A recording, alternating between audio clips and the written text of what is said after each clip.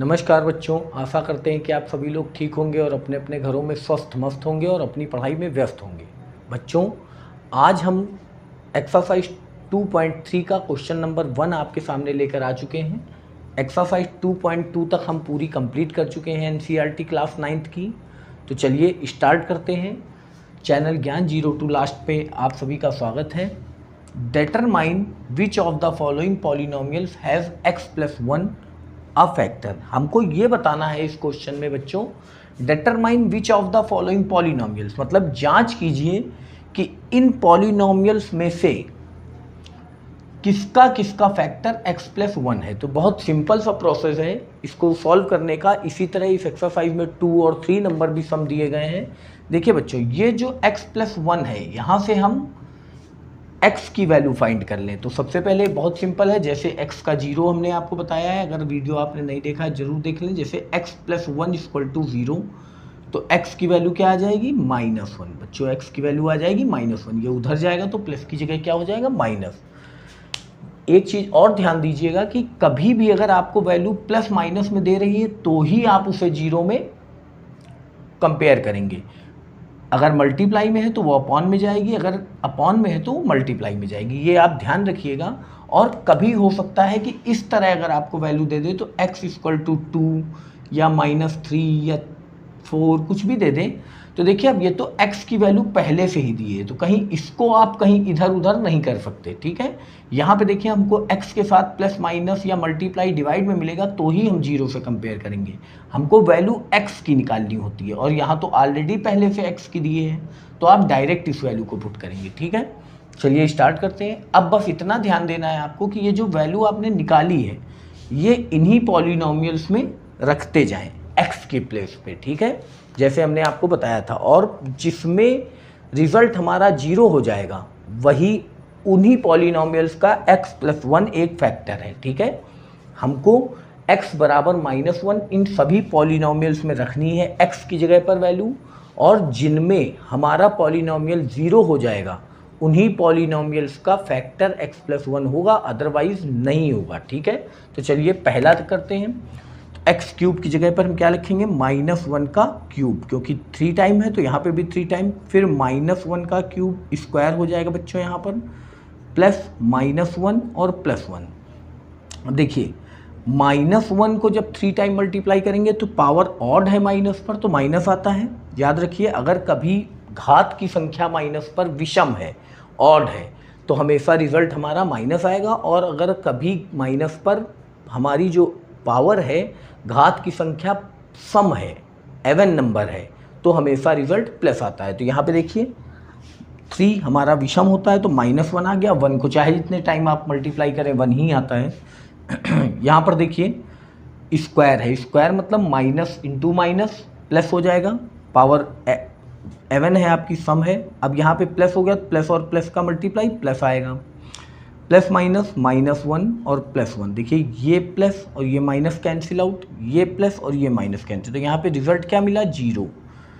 तो पहले वाले के लिए x+1 एक फैक्टर है, तो इसमें आप क्या लिख देंगे? Yes, x+1 is a factor of this polynomial. ठीक है, इसका पॉलिनोमियल का x+1 फैक्टर है। चलिए आगे देखते हैं दूसरे का है कि नहीं।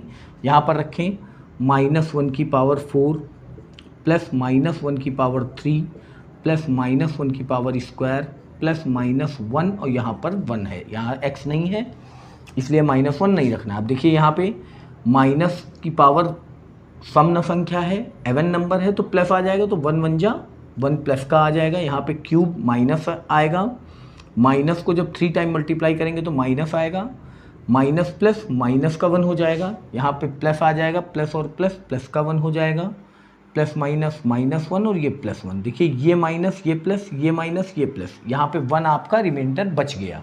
तो जब बच गया, 0 नहीं हुआ, तो ये फैक्टर इसका नहीं है। तो यहाँ पे लिख देंगे x+1 is not factor of this polynomial. ठीक है, अब चलिए थर्ड में देखते हैं। ये नो है, ये यस है। यहाँ पर देखिए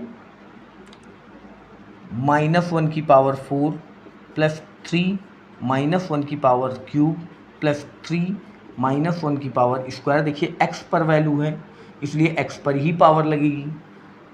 plus minus one plus one, देखिए बच्चों यहाँ पे पावर 4 है, मतलब माइनस को जब 4 टाइम मल्टीप्लाई करेंगे तो हमारा पॉजिटिव आ जाएगा, क्योंकि घात हमेशा याद रखिएगा कि अगर कभी माइनस पे घात सम संख्या में हो तो रिजल्ट हमारा हमेशा पॉजिटिव आता है, प्लस का आता है, और अगर कभी माइनस के नंबर पे घात विषम संख्या में हो तो रिजल्ट हमेशा हमारा निगेटिव आता है, नकारात्मक आता है, ऋणात्मक आता है। ठीक है, तो यहाँ पे क्या आ जाएगा, प्लस वन, यहाँ पे माइनस वन आएगा, और माइनस वन का जब प्लस 3 में करेंगे तो माइनस का 3 हो जाएगा, प्लस माइनस माइनस, और 3 वन जा 3।